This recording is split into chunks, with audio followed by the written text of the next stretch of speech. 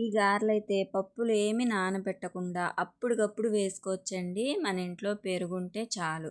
నేనిక్కడ మరమరాలున్నాయని మరమరాల్లో కొంచెం నీళ్లు పోసి నానబెడుతున్నాను. మట్టి ఏదైనా ఇసుక లాంటిది ఏమన్నా ఉన్నా పోతుంది.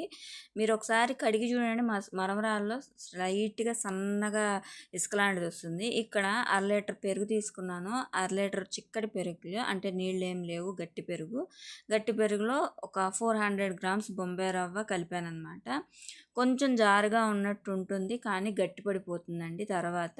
ఇలా గట్టిగా అయిపోతుంది ఒక పావు గంటకి. ఇప్పుడు ఇందులో కొంచెం బియ్యపిండి కూడా కలుపుకోవచ్చు. నేను కొంచెం బియ్యపిండి వేశాను. అలాగే మరమరాలు నానిన తర్వాత కొంచెం మిక్సీ పట్టుకొని అది కూడా వేశాను. ఇందులోనే ఉల్లిపాయలు, పచ్చిమిర్చి, సరిపడా ఉప్పు, అలానే జీలకర్ర కూడా వేసి బాగా స్మాష్ చేసుకొని ఈ పిండి అంతటికి పట్టించే విధంగా బాగా కలుపుకోవాలి. వీటి కాంబినేషన్కి నేను ముల్లంగి పచ్చడి అనేది చేశానండి. ఈ క్యాప్సికమ్ ముల్లంగి పచ్చడి ఆ రెసిపీ కూడా యూట్యూబ్ ఛానల్లో షార్ట్స్ రూపంలో అప్లోడ్ చేశాను, ఒకసారి చూడండి.